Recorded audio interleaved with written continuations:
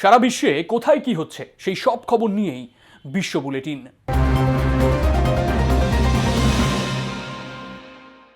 America তাদের সেনা প্রত্যাহারের পর নিজেদের জমি ফিরে পেয়ে আবারও আগ্রাসী হয়ে উঠেছে তালিবান জঙ্গি গোষ্ঠী সহ একাধিক জঙ্গি সংগঠনগুলি, যা বেজায় চিন্তা বাড়াচ্ছে অন্যান্য দেশগুলির।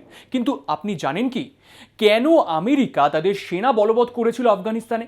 জানেন কি জঙ্গি সংগঠনগুলি তাদের জমি ফিরে পাওয়ার পর কি কি দাবি করছে? এসব উত্তর নিয়েই আজকের নিউজ ডিকোডেড। আমেরিকার 2001 সালের 9/11 হামলার পর তৎকালীন আমেরিকার প্রেসিডেন্ট জর্জ বুশ জুনিয়র একটি বিশেষ সিদ্ধান্ত নিয়েছিলেন। তিনি দৃঢ় প্রতিজ্ঞাবদ্ধ হয়েছিলেন এই পৃথিবীকে তিনি তালিবান মুক্ত এবং জঙ্গি মুক্ত গ্রহ করে তুলবেন, যেখানে থাকবে না কোনো নির্মম অত্যাচার, প্রাণহানির মতো ঘটনা। সেই উদ্দেশ্যেই তিনি আফগানিস্তান সহ একাধিক দেশে তালিবান ও জঙ্গি গোষ্ঠীগুলির বিরুদ্ধে যুদ্ধ ঘোষণা করেছিলেন। আর কিছুদিনের মধ্যে বেশ কিছুটা সাফল্যের মুখও দেখেছিলেন তিনি। কিন্তু এরপর কেটে গিয়েছে প্রায় 2 দশক। তবুও পৃথিবী থেকে পুরোপুরি মুছে যায়নি জঙ্গি সংগঠনগুলি। তার প্রমাণ পৃথিবীবাসী পাচ্ছে হাতে নাতে।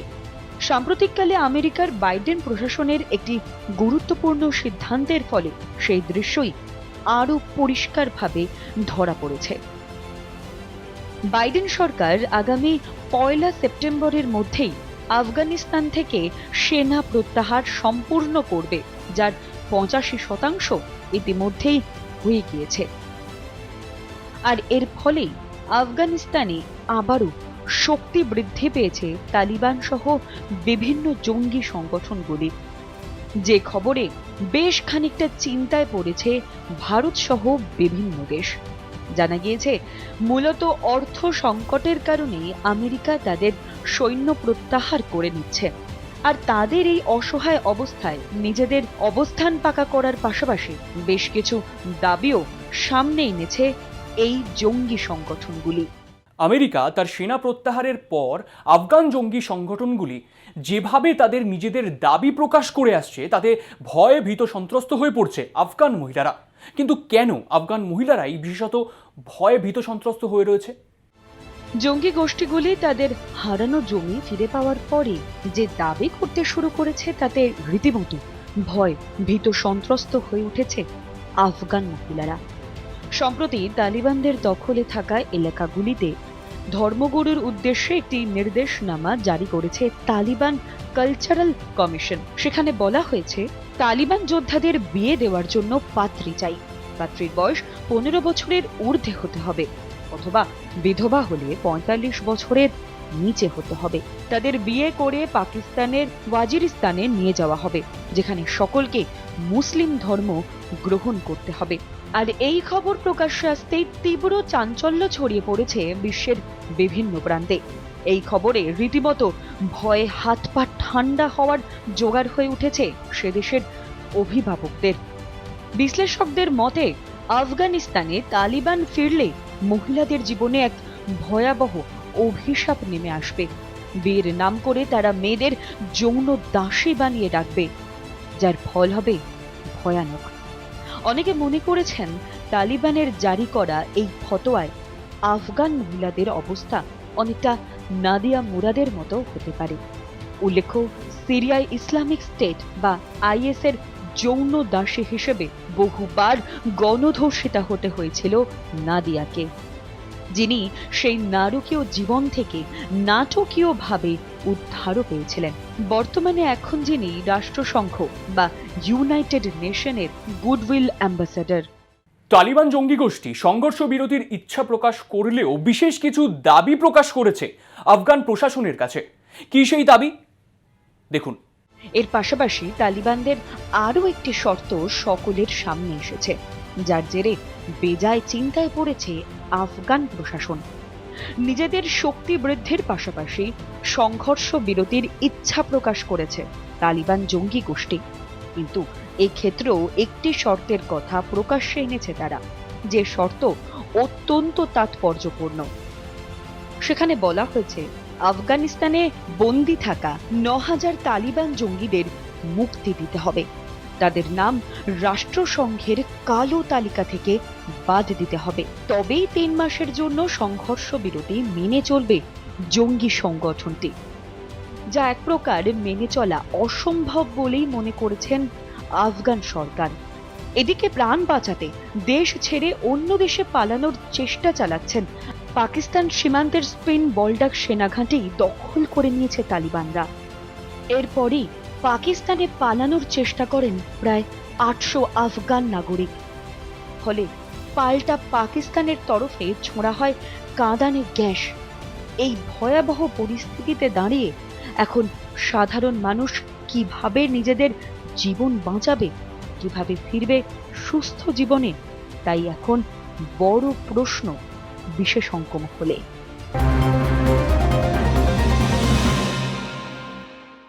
বিশ্ব বুলেটিনের সময় এখন একটা ছোট্ট বিরতির, ফিরে আছে বিরতির পর, ততক্ষণ সঙ্গে থাকুন।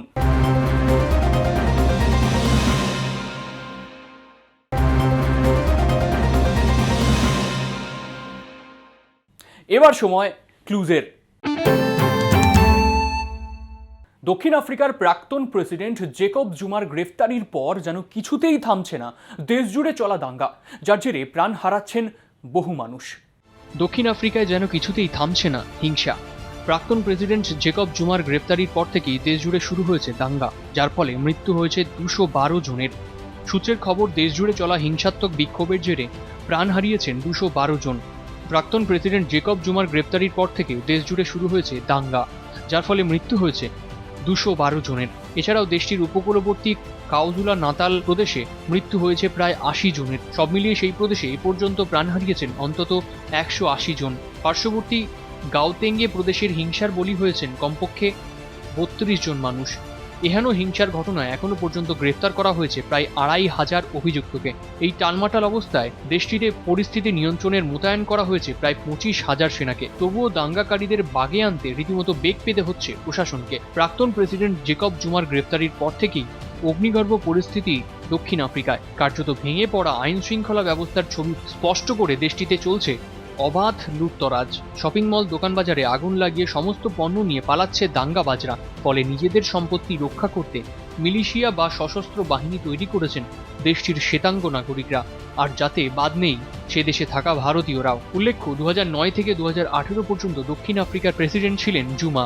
বর্ণবিদ্বেষী বিরোধী আন্দোলনে দেশটির বর্তমান শাসক দল আফ্রিকান ন্যাশনাল কংগ্রেসের অন্যতম মুখ ছিলেন তিনি। ফলে আর্থিকভাবে দুর্বল কৃষ্ণাঙ্গদের ও দলের তৃণমূল স্তরে জুমার জনপ্রিয়তা বিস্তর। তবে শাসনকালে দেশের সম্পদ নয়ছয় ও দুর্নীতির বেশ কয়েকটি অভিযোগ রয়েছে তার বিরুদ্ধে। বিশেষ করে গুপ্তা গেট কাণ্ডে জড়িয়ে পড়েছে তার নাম। অভিযোগ, ব্যক্তিগত স্বার্থে ভারতীয়দের বংশোদ্ভূত গুপ্তা পরিবারের হাতে দেশের সম্পদ তুলে দিয়েছেন জুমা। সেই সূত্রে তার বিরুদ্ধে তদন্তে নামে দক্ষিণ আফ্রিকা প্রশাসন। আদালত তাকে সশরীরে হাজিরা দিতে নির্দেশ দিলে তিনি তাও করেননি। তারপরই আদালতের অবমাননায় কিছুদিন আগেই 15 মাসের কারাদণ্ড দেওয়া হয় জুমাকে, যা মানতে একদমই রাজি ছিলেন না জেকব। আর এরপরই দেশ জুড়ে ছড়িয়ে পড়ে হিংসা। তবে সবাই যে জুমার সমর্থনে লুটপাট চালাচ্ছেন তাও নয়। অনেকেই আর্থিক দুরবস্থার হাত থেকে রেহাই পেতে সুযোগ বুঝে দোকান থেকে পণ্য চুরি করেছেন, যার ফলে ভুগতে হচ্ছে সাধারণ মানুষকে। আবারও সামনে এলো চীনের আগ্রাসী মনোভাবের নিদর্শন। এবার এলএসি বরাবর স্থায়ী ক্যাম্প তৈরি করেছে বেজিং, যার জেরে চিন্তার কালো মেঘ দেখা দিয়েছে ভারতের কপালে। আবারও সামনে এলো চীনের আগ্রাসী মনোভাব। এবার সিকিম পূর্ব লাদাখের নাকুলা পাস সংলগ্ন প্রকৃত নিয়ন্ত্রণ রেখা বা এলএসি বরাবর স্থায়ী ক্যাম্প তৈরি করেছে বেজিং। নিজেদের সেনাবাহিনীর জন্যই কংক্রিটের স্থায়ী ক্যাম্পগুলি তৈরি করা হয়েছে বলে জানা গিয়েছে। ভারত সরকারের এক আধিকারিক জানিয়েছে, গত বছর এবং চলতি বছরের জানুয়ারিতে পূর্ব সিকিমের যে জায়গায় হাতাহাতিতে জড়িয়েছিল ভারত ও চীনের সেনা, সেই জায়গা থেকে কয়েক কিলোমিটার দূরেই তৈরি করা হয়েছে স্থায়ী ক্যাম্প। নাকুলা পাস সংলগ্ন এলএসি বরাবর নিজেদের সীমানায় ওই ক্যাম্পগুলি তৈরি করেছে লাল ফৌজ। পাশাপাশি ওই আধিকারিকের কথায়, সীমান্তে যাতে সহজে সেনা পাঠানো যায় সেই জন্য স্থায়ী ক্যাম্প তৈরি করেছে লাল ফৌজ। পাশাপাশি জানা গিয়েছে চীনের রাস্তাগুলিও বেশ উন্নত, সে কারণে ভারতের সঙ্গে সীমান্ত এলাকাগুলিতে আগের তুলনায় অনেক দ্রুত সেনা পাঠাতে পারবে বেজিং। কিছুদিন আগে লাল ফৌজের শীতের সময় বেশ বিপাকে পড়তে হয় এমন খবর সামনে এসেছিল, আর তাই সেই সমস্যা মেটাতেই এমন পদক্ষেপ নিয়েছে চীনের সরকার। সূত্রের খবর, স্থায়ী ক্যাম্পগুলি অনেক ক্ষেত্রেই সেই সমস্যা দূর করবে, আর এই কারণেই তড়িঘড়ি এই ক্যাম্পগুলি তৈরি করা হচ্ছে বলে মত বিশেষজ্ঞদের। পাশাপাশি সাম্প্রতিককালে চীনা বিদেশমন্ত্রীর সাক্ষাৎ করেছেন ভারতের বিদেশমন্ত্রী এস জয়শঙ্কর। চীনা বিদেশমন্ত্রীকে তিনি সাফ জানিয়ে দিয়েছিলেন, সীমান্তে এখন যে পরিস্থিতি রয়েছে তা বেশি দিন বজায় থাকাটা দুদেশের সম্পর্কের জন্য একেবারেই ভালো নয়। এর ফলে স্পষ্টতই দুদেশের সম্পর্কের অবনতি হচ্ছে।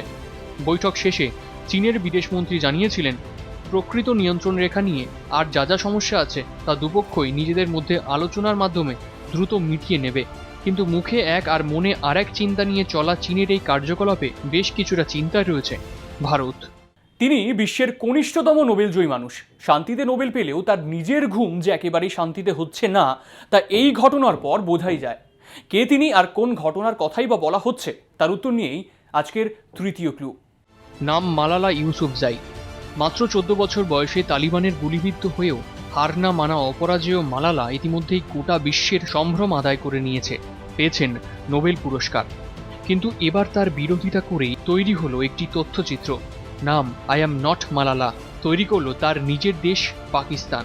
সাম্প্রতিককালে সে দেশের all Pakistan private school association সেই তথ্যচিত্রটি প্রকাশ করেছে। সেখানে মালালার ইসলাম ও বিয়ে সম্পর্কিত মতামত এবং তার পশ্চিমী ধ্যান ধারণার প্রচার করাকে লক্ষ্য করে কঠোর সমালোচনা করা হয়েছে। যে সংগঠন ওই তথ্যচিত্র তৈরি করেছে তার সভাপতি কাসিফ মির্জার কথায়, এই আই অ্যাম নট মালালা তথ্যচিত্রের সাহায্যে আমরা দেশের 2 লক্ষ বেসরকারি স্কুলের 2 কোটি পড়ুয়াকে মালালার ইসলাম, বিয়ে ও পশ্চিমী এজেন্ডা নিয়ে বিতর্কিত মতামত সম্পর্কে জানাতে চাইছি। এখন কেন হঠাৎ এমন এক তথ্যচিত্র তৈরি করা হলো সেই প্রশ্ন উঠলে কাসিফ মির্জার মন্তব্য, দেশের তরুণ সম্প্রদায়ের সামনে আমরা মালালার মুখোশ খুলে দিতে চাই, যাতে উনি ওর ওই তথাকথিত মহিলাদের অধিকার আদায় করার সংগ্রামের গল্প শুনিয়ে ওদের প্রভাবিত না করতে পারেন।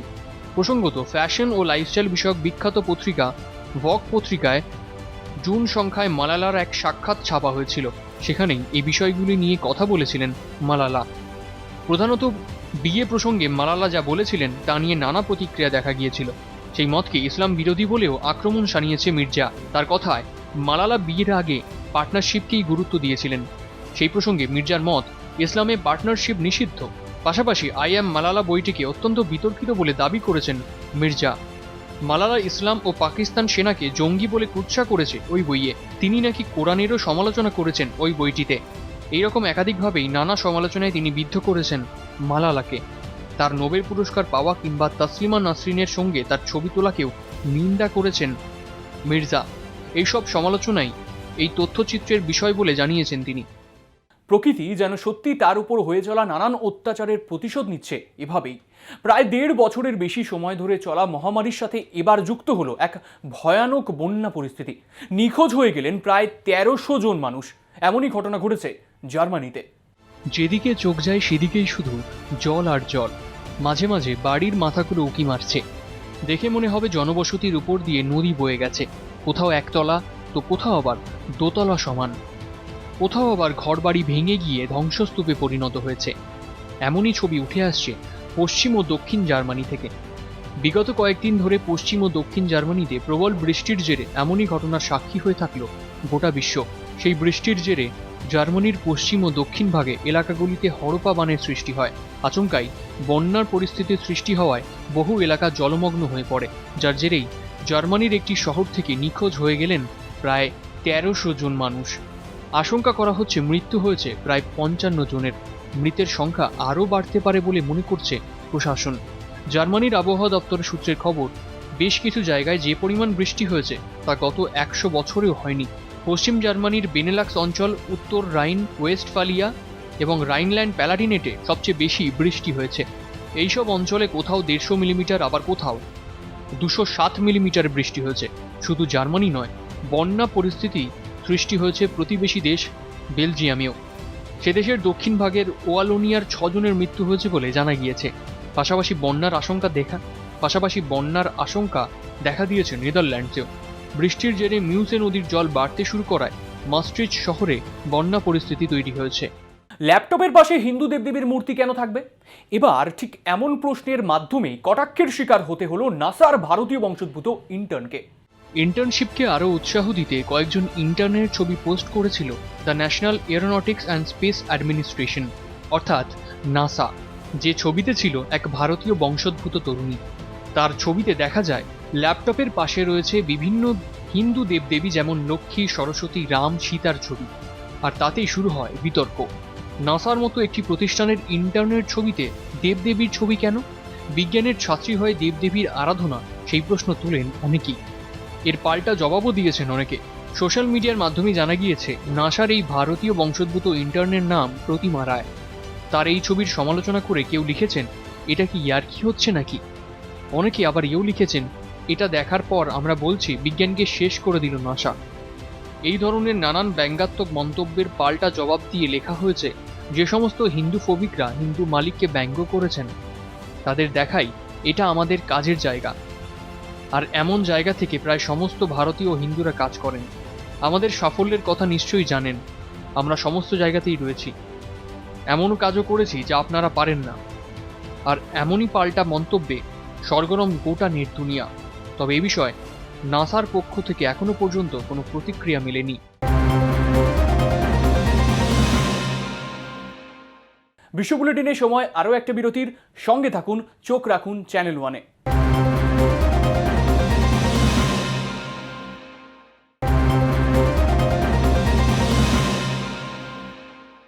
এবার খোঁজ মিলল সাইবেরিয়ার আকাশে হারিয়ে যাওয়া রুশ বিমানের।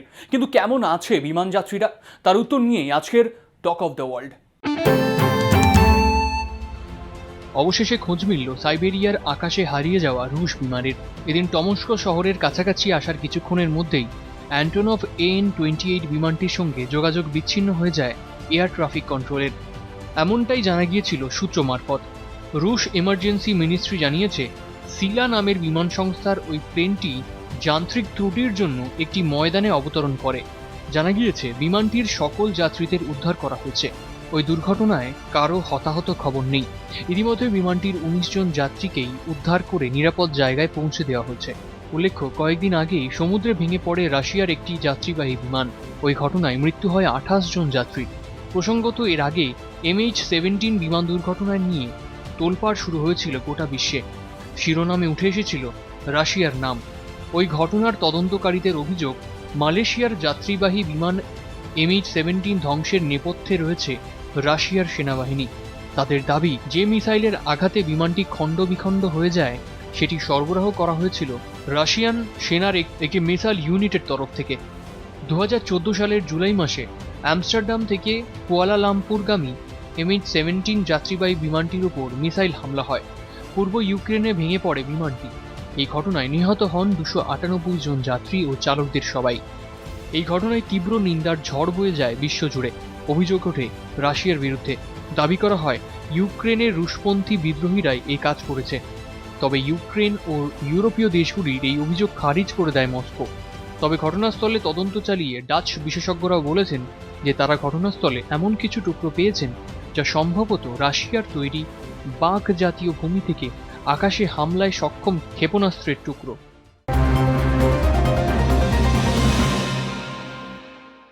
আজ 18ই জুলাই, এমন একটা দিন যে দিনটা সারা বিশ্বের মানুষ 2010 সাল থেকে পালন করে আসছে একটি বিশেষ মানুষের জন্মদিন উপলক্ষে। যে মানুষটা তার জীবনের 27টা বছর জেলের অন্ধকারে কাটিয়েছিলেন শুধুমাত্র বর্ণ বৈষম্য দূর করার লক্ষ্য বুকে নিয়ে। কে তিনি, তার উত্তর নিয়েই আজকের ডি-ডে। 466664। ভাবছেন তো এটা আবার কার নাম্বার? না, এটা কারোর ফোন নাম্বার নয়। আচ্ছা, আপনি মাদিবা মানে জানেন কি? প্রত্যেক বছর 18ই জুলাই অর্থাৎ এই দিনেই একজন বিশেষ মানুষের উদ্দেশ্যে পালন করা হয় এমন একটি বিশেষ দিবস যার সাথে এই 6 অক্ষরের নাম্বার ও মাদিবা শব্দটির গভীর যোগ রয়েছে। মনে প্রশ্ন জাগছে নিশ্চয়ই যে কে তিনি? তিনি আর কেউ নন, দক্ষিণ আফ্রিকার প্রাক্তন কৃষ্ণাঙ্গ প্রেসিডেন্ট নেলসন ম্যান্ডেলা। সারা জীবন বর্ণ বৈষম্য নিয়ে আন্দোলন করে যাওয়া এই মানুষটির জন্মদিনেই 2010 সাল থেকেই পালিত হয়ে আসছে আন্তর্জাতিক নেলসন ম্যান্ডেলা দিবস। 2009 সালে 27 এপ্রিল নেলসন ম্যান্ডেলা ফাউন্ডেশন সমগ্র বিশ্ববাসীকে ম্যান্ডেলা দিবস পালনে আহ্বান জানায়। এই দিনটিকে ছুটির দিন হিসেবে না রেখে তারা নেলসন ম্যান্ডেলার আদর্শে সামাজিক সেবামূলক কাজকর্মের দিন হিসেবে স্থির করেন। কারণ যে মানুষটা সকলের সমান অধিকারের জন্য নিজের জীবনের 27টি বছর জেলের অন্ধকারে জীবন কাটাতে পারেন, তার জন্য এইটুকু করা, তার আদর্শকে ছড়িয়ে দেওয়া আমাদের প্রাথমিক কর্তব্য বলেই মনে করা উচিত। সব শেষে আপনাদের জানাই, দক্ষিণ আফ্রিকায় নেলসন ম্যান্ডেলাকে মাদিবা বা জাতির জনক বলা হয়। জেলে থাকার সময় যিনি ছিলেন কয়েদি নম্বর 466664।